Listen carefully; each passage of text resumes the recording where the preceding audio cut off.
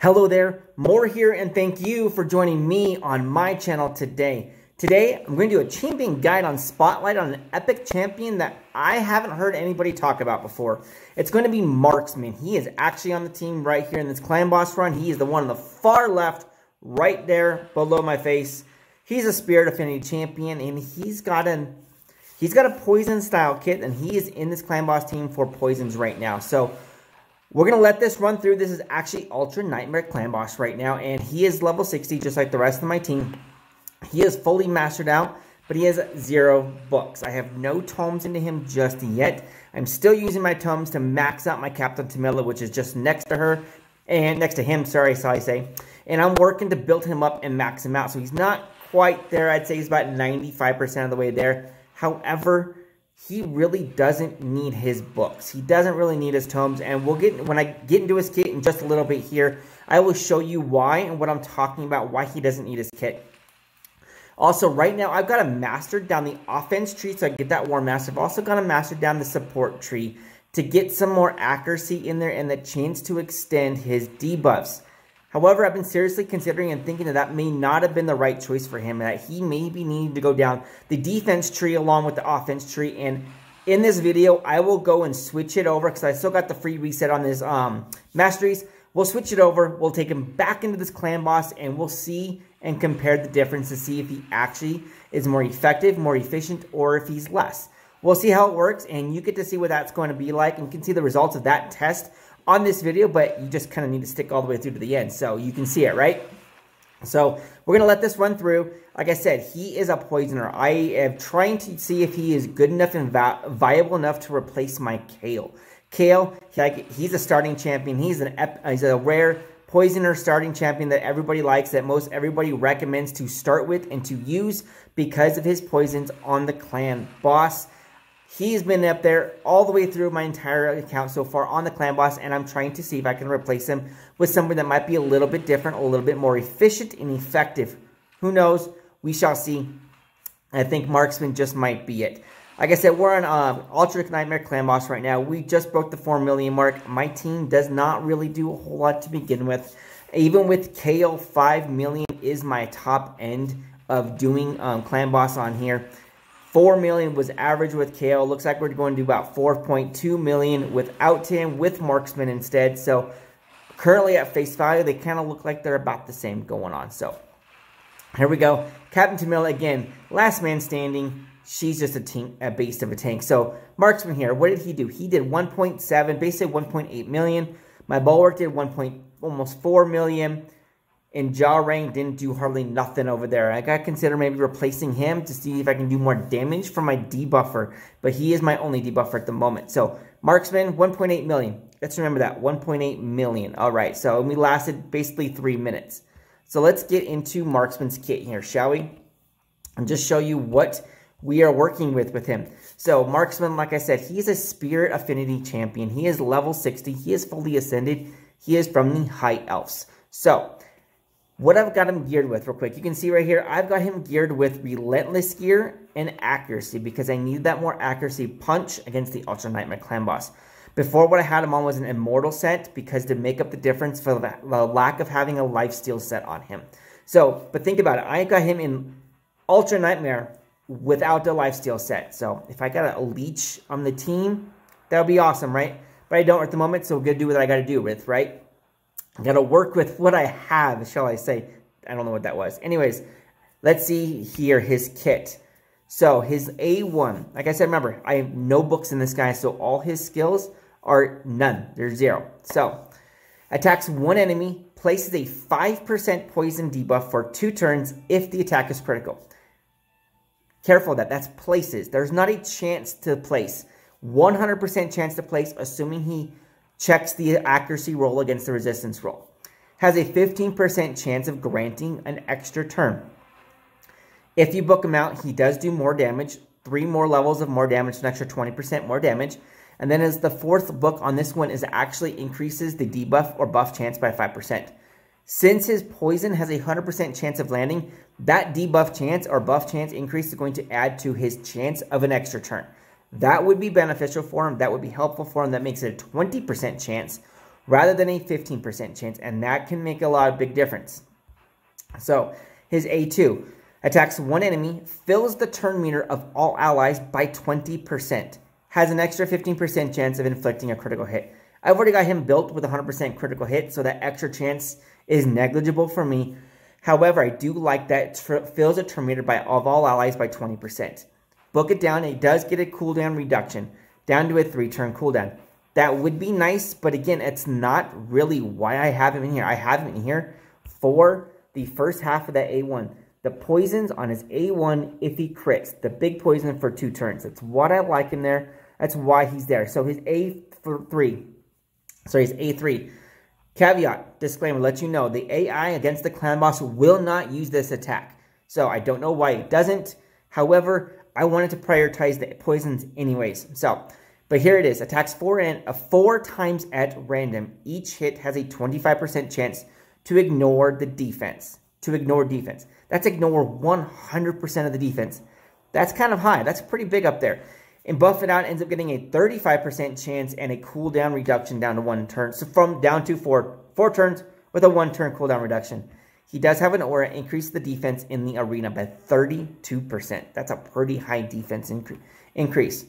But it's his A1. This is why I like this guy. This is why I think this guy can be viable in your clan boss as a poisoner, especially if you didn't start with Kale, or maybe to go alongside Kale. So it's the 5% poison on his A1 if he crits. That's pretty cool with the chance to take an extra turn. I've geared him with Relentless Gear, which has that. It's an 18% chance, right? I should know this off the top of my head. Yes, an 18% chance of taking an extra, granting an extra turn. So he's got that on him. He has an 18% chance whenever he takes a turn, no matter what, regardless what skill he does. Plus his A1 has a 15%, a 15% chance of taking an extra turn if he crits. So, not just if he crits, sorry, period, if he takes an extra turn. When he does his A1, he's going to crit because I've got him built with 101% crit rate. So he's going to crit every time, so he's going to land those poisons every time. So next, when we get back to the clan boss, check it out and see if you see those extra turns proccing, because they do proc and they will. So his total stats, he's got 30,000 HP. His attack is at 2,200. His damage does scale off attack, so that's going to help increase his actual pure damage output. His defense is low. It's only at 1,700 basically. His speed is low. I will point out to one thing when we get out of here. His speed is low, especially for Ultra Nightmare. He needs to be higher speed. It's simple as that. I need to min-max that. His defense and his speed need to increase. However, I was trying to work the gear I had to get 100% crit rates and to get his accuracy up above that 200 threshold. So his crit damage ended up being 117% crit damage, which isn't too bad. I like the fact that I got kind of high, so his actual damage output for his pure hits is pretty decent. So let's get over here. One thing I wanted to show you quick is look at his base speed. His base speed is only 92. He has a very low base speed, especially for an epic. So be mindful of that if you try to use him on your account. So to be mindful of that in general, because speed sets will not be as beneficial to you and to him as they will against somebody who has, say, 105 or 106 speed. That 10 to 15 speed gap in difference does make a difference, because the speed is a 12% increase on your base speed. So, which means in general, if it's at 100, you're going to get a 12% increase to your speed. If you're at 109, it's some partial decimals in there, but it's going to be a partial increase. If you're below that, you're going to run the risk of only getting that 11% speed. So I don't know how Plarium actually rounds those, because 105 is not an equal math there. It's not a whole number. I don't know if they round down to the 12 or if they end up rounding up to the 13 for you. I'm not too sure about that one. If somebody knows, let me know down in the comments. I would greatly appreciate that knowledge and that value for the game itself. So his masteries.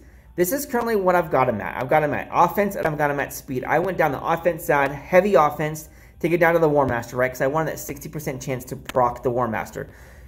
I thought about Giant Slayer, but the AI does not do that 4-hit A3. So he has an A1 and an A2, which only has a 1 hit on each one, so War Master is the best way to go for him. Even if the A3 would proc and you go, I would still choose to do War Master, because in general rule of thumb, if you're just trying to decide which one you do, you take up all the hits that you have across all the skills you have. He has 3 offensive skills for a total of 6 hits. Divide by the amount of skills, what's the average hit per skill, which is going to be 2. If you need at least, you should have a close to 3 or higher if you want that War Master. Because otherwise, it's more beneficial for the statistics of the game to go with War Master. Sorry, Giant Slayer if you have a 3 or higher. Otherwise, War Master is more beneficial for you. Support, I thought about on the support. There's not much in the way of support from them. There's the increased accuracy from the top one. I got it. The second one, there's not much in that one because here it is. Here's the second one. Charge Focus. Increases accuracy by 20 if the champion has no skills on cooldown. If you're going to run on full auto, which I do on Clan Boss, it's going to prioritize your A2 first. And therefore, it's on cooldown. So when he does an A1 for his poisons, you have a skill on cooldown. So therefore, this mastery doesn't come into play for your actual poison. So it's useless for him. I did take this one. The Arcane Clarity has a 30% chance of increasing the turn meter by 10%, which is nice. And then Evil Eye, useless in the Clan Boss, right? Exactly. So, and then Master Hexer, 30% chance to increase the duration, which helps to increase the damage output. So of the 5 support masteries I got, only 3 are actually beneficial to him. And of that, there's really not much of anything else that's beneficial, unless instead of getting War Master, I got Eagle Eye. But War Master is going to do more damage output for me. So I'm going to end up switching this up, and I'm going to end up taking some defensive masteries and try to go down here to the counterattack ones and try to see if I can maximize the benefit of his A1 by getting counterattacks in there, pairing them up with the Life Drinker, which gives him the 5% damage lifesteal basically, and pairing that up with his, is it this one? The Rejuvenation increases the amount of healing and the value of shields that this champion receives by 5%. Captain Tamila's got a heal, Apothecary's got a heal, and then his Life Drinker is a heal source as well. So I think this might be more beneficial. We'll see. So it was 1.8 million he did light. So let's reset this and let me do this right now for you guys. We want increased crit rate, crit damage, increased damage when he's attacking with 50% or less HP. We want, let's go Life Drinker first. So he has the Life Steal capability in there. We're going to go straight down. Increases damage inflicted by 6% when attacking. Yep. Increases his A1 damage output as he uses it. And then War Master. Okay, cool. So now let's increase his defense. Yes. Let's increase his healing capability from his sources of healing. I do like this one. Increases damage inflicted to targets with less than 40% by 8%. Helpful, but we're going to wait on that just for a moment. Nope, we don't want the killing one. It has 50% remove 1 random debuff from this champion. Yes, we do want that in case he gets stunned. If he takes the stun, he has a chance to remove that stun right away. The Clan Boss never heals himself, so this is not beneficial for the Clan Boss, which is my focus for him. So I'm going to take this one now. All right, we're going to go down. Reduces the damage incoming from a specific target up to 6%. That's going to end up stacking over time from the Clan Boss because he's the only one attacking him. So we're going to take that right now. We don't necessarily want the resist. The resist is kind of useless. And we do not need the leech because he doesn't apply a stun or anything like that. So let's go ahead and grab. We'll grab this. This is kind of a niche a little bit. If he ends up surviving past some, as some allies get killed off, he can do a little more damage, so we'll take it for him. Now here's the 2 I wanted. Has a 50% chance to counterattack when this champion loses 25% more of his HP. I want that, and this one right here has a 20% chance to counterattack an enemy when they apply a stun. So when that Clan Boss targets somebody else on the team with his stun, he has a chance to do a counterattack. That's what I'm wanting. And let's go see if that's going to end up doing help the team overall, help his damage put overall. You know, I just realized I got a reward. Let's see what I got from Nightmare Clan Boss yesterday. So helmet, accuracy, and crit rate. I like that. I'm going to keep that. And then boots. Speed boots, 5-star. You know what? I'll keep those because I can use 5 stars even though they're uncommon. So let's get back to Ultra Nightmare. We did 4.27 million. Marksman did 1.8 million. Let's get into this. It's going to be fully auto. And let's see what happens this time. Remember, keep an eye out for his turn meter boost that he's going to end up doing. So when it comes to turn, there it is. 20% turn meter boost across the entire team, including himself. he gets a 20% turn meter increase himself when he does that, which is pretty nice and handy. So he takes a turn, boom, he gets 20% back. So other than that, let's also keep an eye out for his extra turns as they proc. Well, let's see. He just got a counterattack because Jaw Ring got it. There's an extra turn right there. So next, look at that. We got 3 poisons up there now from him. So I don't know if he's going to be, if he ever could be, unless we got him like speed over 200. The primary or the only debuff, the only poisoner that can like max out the poisons. I don't think he can pull that off for your team because he's got to get a lot of A1s in there to be able to proc to get the extra turns. He just did 3 turns in a row for 3 A1s. Look at that right there. 3 more poisons. So granted, they're only the 2 turns. We don't have the chance to increase the poison duration because he has the defense tree, right? So that's not there. We don't have the chance to have a net turn meter increase. But I'm hoping that the counterattacks will proc. It's procced once so far. I'm hoping that the counterattacks will proc often enough that will actually make up the difference and be more beneficial for the team in general. So we're getting there. We got that attack down debuff placed. Thank you, John Rang. Let's see if Bulwark didn't get targeted. Unfortunately, Marksman got targeted, but we didn't clear the stun off that time, unfortunately. So we need that defense down, that attack down debuff up. We have no debuffs on the team. What's going on, you guys? Here we go. There's an extra turn. There's a turn meter boost. Okay, here we go. Captain Tamila keeping the team alive. Look at that. Defense up. Heals. I like Captain Tamila. She's a beast of a tank. If you don't have her, check out my guide. I'll put it up in the corner. You can go check out what I've done with her. I'm surprised right now that the clan boss is focusing and targeting him so hard. He is targeting my marksman hard with those stuns. I am very surprised about that. No counterattack coming out of that at all. There's a heal. He's back up to 100% heal. Turn meter boost for everybody. Turn meter boost for everybody, so. Come on now.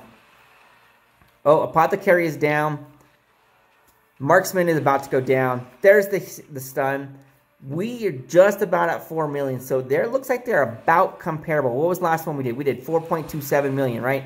As a team. He did 1.8 million damage by himself, right? So we'll see. Look at that. Now we just broke the 4.27 million damage. So we actually are now going to have done more damage like this than we did before. But now let's see. Look at the numbers and we'll see if Marksman was the difference. Look at this. Captain Tamila, last man standing alone, just taking the damage, taking the hits. Captain Tamila, she's a beast of a tank again. He did 1.9 million this time. Bulwark did less than 1 million. John Rang, 800,000. So Marksman did more damage that time with the defense tree rather than the support tree. I wonder if it was a fluke. Who knows? I'm not entirely too sure. I'm going to keep running him with the defense. I got an extra key I'm going to use. I'm not going to show you on the video because the video is already getting too long as it is. I will show you. I'll put in a comment down below and I will let you know that if it's going to consistently do it again. So I'm going to do a third run. If he gets about 1.9 plus or even 2 million plus, I'm going to stick with my defense tree for him. And that's just a unique little build. That's a unique little setup because a lot of those defense masteries usually don't benefit the poisoners because you want the the master hexer. You want those ones like that, right? Or you want the chance to increased chance to place your poison in the first place. But remember, he has a 100% chance already as it is. He doesn't need the increase. So, I appreciate you watching me all the way through the video. If you haven't already, hit that subscribe button, hit the bell notification so that YouTube can let you know the next time I put a video out. I'll see you on the next video.